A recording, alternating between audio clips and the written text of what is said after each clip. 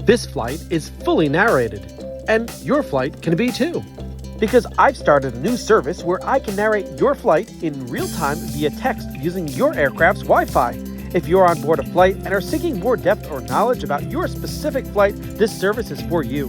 Just like this video, I'll take you step by step, live, to give you heightened awareness. Details on how to sign up are in the description below.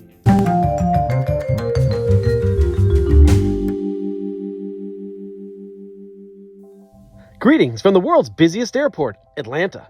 See that Spirit Airbus up there taking off? It's headed to the west on takeoff, which is an indicator that if the winds keep blowing the way they're blowing now, we'll be headed the same way for takeoff. We're on a 737-900 operated by Delta Airlines, but previously flown by Lion Air. Today, our destination is Daytona Beach in the next state down. We're parked at the A concourse, one of 7 concourses here at Atlanta, and we need to get to the departure runway for takeoff. This flight is fully boarded and the boarding door is closed, and the gate agent has removed the jet bridge from the aircraft. Our pilot has checked in with ramp control requesting pushback, and the ramp controller will only allow us to push back once the ramp is clear because there was a 757 behind us.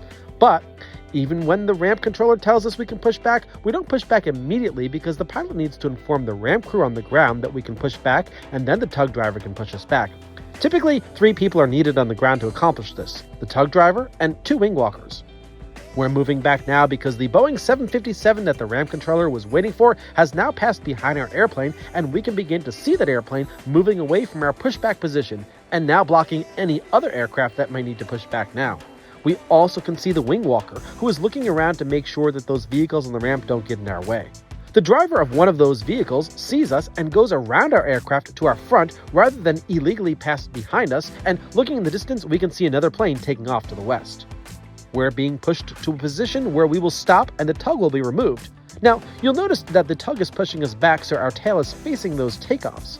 Well, if planes are departing on the runway in the distance, why would we be pushing back to face in the complete opposite direction? Well, that's because there's more than one departure runway in use today here in Atlanta. Yes, we will be taking off to the west, but on a runway that was visible to passengers on the right side of the plane. So today, as we sat at the gate, passengers on both sides of the plane could see planes taking off to the west, but our side featured a view of the north departure runway, runway 26 left. But today, we'll be using the south departure runway, runway 27 right. We've stopped because the tug is being removed from the aircraft. Once the tug is removed, we'll move under our own power and a slight right-hand turn to become parallel to the terminal so that we can taxi to the south towards the south departure runway. We're blocking the pushback path of the plane in the gate next to us, but as you can see, that plane is nowhere near ready to push back as the cargo door, which is located on the opposite side of the boarding door, is still open. Once the tug is removed from the aircraft, the tug driver will drive the vehicle back to the terminals and the 2 wing walkers will walk back. Since we're stopped now, vehicles on the ramp can pass between us and the terminal building. In the cockpit, the flight deck crew is preparing the surfaces of the wing for the takeoff configuration, which we can easily see from this seat. And from this seat, I'm able to see another airplane climbing out on runway 26 left. Once safe with no humans around, the engines are started and we can move along free and clear under our own power.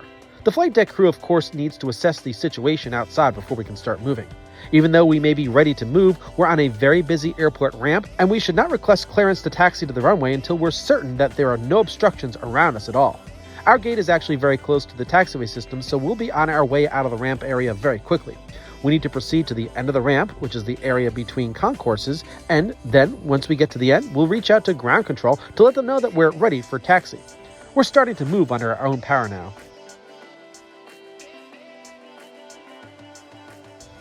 We only have one gate to pass by in this short route.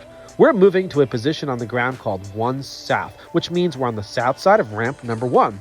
Once we're at that point, we talk to the FAA Air Traffic Control Tower. That's the big tower at the airport.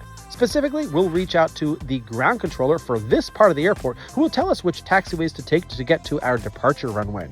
Once we receive clearance from the controller, we can leave the ramp and enter the taxiway system to get to the runway. Chances are high that we'll be making a left turn onto the taxiway system since the runway is to our left. And as I talk, notice how we slow down and proceed to a very, very slow crawl, barely coming to a full stop before we pick up the speed again and leave the ramp. To me, this is an indication that the pilot is in touch with the controller and the controller didn't get back to him right away or is having him hold for a plane ahead of us before we're instructed to leave the ramp. The pilot knew instructions would be coming soon, so he decided to just move along at a very slow speed and only come to a stop briefly.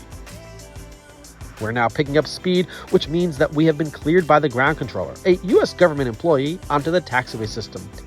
Spot 1 leads to taxiway Lima 3, and that's the first taxiway we'll use to get out. When you see the red and white checkerboard line on the ground, it's at that point when we're officially in the control zone of the ground controller. But in order to enter this area, we have to request our taxi instructions prior to any part of the aircraft crossing that line. We've been instructed to make the first left onto taxiway Lima, which brings us all the way down to the beginning of our departure runway.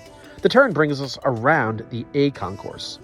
We've got a long way to go, and we'll have to pass by concourses B, C, D, E, and F. And at each ramp, the controller will be paying attention to any aircraft that are asking for instructions to leave the ramp on the south side. Like us, any aircraft leaving the ramp will be asked to make a left turn on the taxiway, but only if the path is clear. The ramp between the A gates and the B gates is clear today, so there are no conflicts for us. We can see many Delta Airlines aircraft at the gates here on ramp number 2. This is the main hub for Delta Airlines, and it's quite evident by seeing all those Delta jets. We're about to pass concourse B, and it's actually the third concourse, not the second concourse, because there's actually one concourse prior to A where we left from. It's called T. Most of the concourses are parallel lines that run north-south, and as we pass by B, we see the third ramp, and on the ramp, a departing Delta Boeing 737 is approaching spot 3 south. This plane, of course, will have to wait for us to pass by, and the controller will have it turn left onto taxiway Lima, just like we did, and follow us to the runway. We beat him to it. We can see many Southwest Airlines aircraft at the C concourse. Southwest is the second largest carrier at Atlanta, with around 9% of all operations, and their 737s can commonly be seen here, but even with 40 year-round destinations, there are no Southwest planes on either side of the concourse ready for taxiing to the departure runway. We just happen to be leaving at a time when there weren't many other flights scheduled. The ramp we're looking at here is ramp 4, and the next concourse is the D concourse. Even though it's a narrow concourse, it has the most amount of gates, and it accommodates smaller planes at the further end. This includes Delta's Boeing 717s, as well as regional jets. At the south side are the next two largest carriers in Atlanta, Spirit and Frontier. They make up 5 and 4% of this airport's operations, respectively. On the other side of the D gates is ramp 5, which is between the D and E gates. Again, there are no airplanes waiting to take off on the south side of the ramp. Now, the lack of planes doesn't mean that there aren't planes on the other side of the terminals waiting for taking off. The terminal area separates the airport into a north and south side, essentially creating two separate airports covering 4,700 acres of land. But we're moving rapidly on this side with what seems to be nobody in front of us as we pass by the south side of the E gates. Again, we see multiple carriers parked at the E gates. Many of the gates in the E concourse are used for wide-body aircraft, and it's not uncommon to see aircraft at these gates getting ready to depart for faraway international destinations. This concourse has an added finger that heads east-west on the east side of the concourse. The ramp on the east side of the E gates is ramp 6, and in the distance we can see the Atlanta Air Traffic Control Tower, the tallest in the USA, and inside it, someone is monitoring our plane moving along on taxiway Lima. The work of that ground controller is pretty simple today. A separate ground controller up there is handling ground traffic on the north side taxiways. This ramp area is divided into two, and as we approach the F concourse, the ramp becomes ramp 8. There is no ramp number 7. We've been asked by the ground controller to transition to the parallel taxiway closer to the runway, taxiway Mike, via taxiway Juliet. We'll take Mike to nearly the end before we enter the runway. From taxiway Mike, we can now see taxiway Lima, which parallels us. And we can now also see the other side of the F gates. The F gates are known as the international gates, and these gates have their own check-in area. It's used by Delta as well as several international airlines, including many SkyTeam airlines, to assist with connections to Delta flights. The ramp on this side is ramp 9, the last ramp. We've passed by all of the concourses, and the only one that we did not see was the T concourse, which is attached to the check-in area on the west side of the airport. Yes, there are 2 check-in areas here at ATL. The rest of the view will be hangars and maintenance areas. Up in the control tower, we've been asked to switch frequencies from the ground controller to what's known as the local controller, the person responsible for the runway itself. Up there are several local controllers for multiple runways, but we'll be talking to the person responsible for runway 27 right. Today, we'll be entering the runway on taxiway Lima Charlie, 3 taxiways from the end, and it's the local controller who will tell us to line up on this runway, which is dedicated just for departing flights here on the south side of the airport. On the south side of the airport, there are actually 3 parallel runways. The runway we'll be using for takeoff, runway 27 right, and 2 runways that are used primarily for arrivals, runway 27 left and runway 28. Runway numbers indicate the direction that the runway heads in, and you can't have more than 3 parallel runways with the same number. The runways all head 270 degrees, hence our 27 for our runway, but the southern runway is given a close number, 28. On the north side, the 2 runways are the 26s. In the distance, we see a plane landing on runway 26 right. That plane is part of a completely separate operation and has no effect on the controllers down on this side of the airport. The control tower sees that the runway we're about to take off on is clear, and so is the airspace at the departure end of the runway, so instead of telling us to line up and wait on the runway, we're issued takeoff clearance from taxiway Lima Charlie right away.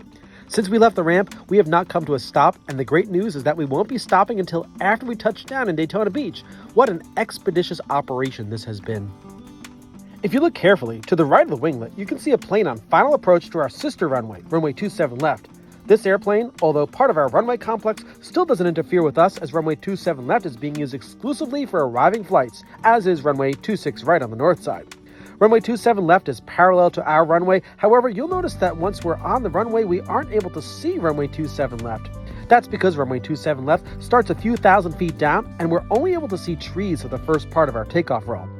We're taking off on Atlanta's longest runway at 12,390 feet. However, the available distance for takeoff is slightly less than that since we didn't turn onto the runway at the very beginning. In a moment, we'll pass by the first taxiway on this side. That taxiway marks the beginning of runway 27 left, a 9,000 foot long runway. Then we'll be able to see that runway. The other runway, runway 28, is too far away for us to see while on the ground. It's several thousand feet away, making it feel very remote. That runway was actually added to make the already efficient airport even more efficient. As we prepare to lift off, there are a few things to look out for. Runway 27 left and an airplane on the taxiway between that runway and ours. That plane just landed and is taxiing back to the terminal and will cross our runway soon. As we get higher, and the distance is the southernmost and most remote runway, runway 28, you can get a good idea of how far away it is from the terminals, but aircraft who land there can quickly taxi to their gates. As we climb, the local controller in the tower hands us off to a controller in the Atlanta TRACON, or Terminal Radar Approach Control Facility, a radar facility in nearby Peachtree City. As soon as we check in with this controller, we're only identified on radar. Even though we're still visible from the tower controller has nothing to do with us anymore. As we climb, we follow a navigational procedure called the Varsity 3 departure. This is a standard departure procedure that's officially published as a navigational chart that's designed for aircraft taking off to the west, like us. It can be used from any runway, but we're following it from taking off on runway 27 right. Now, you'll recall that our destination is Daytona Beach, which is to the southeast of Atlanta. The Varsity 3 departure is designed to bring us to the southeast of Atlanta so that we can begin the en route phase of flight at a high altitude. We're clearly headed in a direction that will not get us to Florida right now, but the initial part of this departure procedure has us fly straight out for a bit before turning to the left to get to the southeast. The airspace in Atlanta is very linear, following the east-west runway direction of all the runways, so we continue to climb straight out for a bit. This allows us to remain clear of arriving flights approaching the airport from anywhere west of the airport. We've got this airspace that we're in now carved out just for us. Our nose is pointed to a waypoint in the sky called SLAW as we climb to 10,000 feet and are restricted to 250 knots. It's very precise. Once we reach SLAW, we'll start a turn to the west to 215 degrees. That's southwest. Still not in the direction of Florida, but it is the first of a series of left-hand turns that will get us to the southeast. Even though it's taking us several miles out of the way, an earlier turn would present traffic conflicts, so this is the only way out of the Atlanta area. This is a carefully planned standard route. We're now approaching SLAW, so let's start that left-hand turn right now. As we turn to 215 degrees, the wing dips to the left and we keep climbing. Once the wings are level again, we'll be pointed to the next waypoint, Riggs, and once we get there, we'll make another left-hand turn. The goal is to eventually get to the south of Atlanta Airport. One thing that I'm looking forward to is the fact that since I'm seated on the left side of the plane, we should be able to see the Atlanta Airport from this side. As a matter of fact, I strategically chose a seat on the left side of the plane since I knew that we'd be taking off to the west by checking the wind forecast for my time of departure. A west takeoff with the destination to the southeast will call for left turns. It's always better when you're on the side of the plane that the wing dips on, and for me, the reward will be seeing the Atlanta airport very soon. We're just about to complete this turn and end up on a 215-degree heading, and my eyes are looking back because as the wing begins to level, just off the winglet, I can see in the distance the runways at ATL. This view gives us a good idea of how far we've come and how west of the airport we are now. Even the current heading keeps us moving away from the airport, but we won't be on this heading for much longer as we'll be making more left-hand turns. The left turns will actually bring us closer to the airport, and once we're at a point around due south of the airport, we'll finally be permanently moving away from the airport. Once we're done with this curvy climb out, we'll approach our cruising altitude in the en route phase of flight, and we'll be talking to a new set of high altitude controllers at the Atlanta Air Route Traffic Control Center, which is located in Hampton, Georgia. I hope that you've been enjoying my full narration for this flight so far. Remember that if you're going to be on a flight on an airliner equipped with Wi-Fi, if you like what you see here, then please consider taking me along with you virtually for your next airline flight, as I can make myself available during your flight to narrate your flight via text message, giving you highly descriptive information like I'm doing now. You'll be the most informed and most fulfilled passenger on your plane. Details on how to sign up for this service are in the description below, but for now, we're going to keep on climbing to our cruising altitude. In this video, I won't be featuring the en route phase of flight or landing, but I will feature the landing in my next video, and of course, it will be fully narrated like this video. I'm happy that we're turning back now because this means that a better view of the Atlanta airport is coming soon. The best views of ATL are achieved on the downwind leg when landing, but this flight of course is a departure, so we're higher and further away from the airport than we'd be if we were landing, so I'm going to have to zoom into the airport to see it better. The airport is coming into view just ahead of the winglet, and as the wing levels off, it's going to temporarily block my view, but I'll have a nice view of it again in a moment. Again, using the airport as a reference, we will be able to see how far we've come. We've made a very wide turn to get to where we are now, and I can see the airport now under the wing. Despite the haze, the color of the airport, or any airport, really stands out among the nature below, making it easy to identify. The clearest thing to see are the parallel concourses at Atlanta. We taxied by almost all of them to get to the runway, and we can also see the runways which run perpendicular to the concourses. The airport has a big footprint down there. Beyond it is the city of Atlanta itself, but it's just too hazy to see today. We're approaching the due south point of the airport and will soon turn to the right toward northeastern Florida as we climb and enter the en route phase of this flight. If you want to see the landing in Daytona Beach, you'll have to wait for my next video, and in it, I'll be explaining everything that's going on outside, from the arrival procedure to the approach to the landing. So if you haven't done so already, make sure you hit the subscribe button and the bell button so you get alerted when this video comes out. Thanks so much for watching this video, and don't hesitate to take me with you on your next Wi-Fi equipped flight.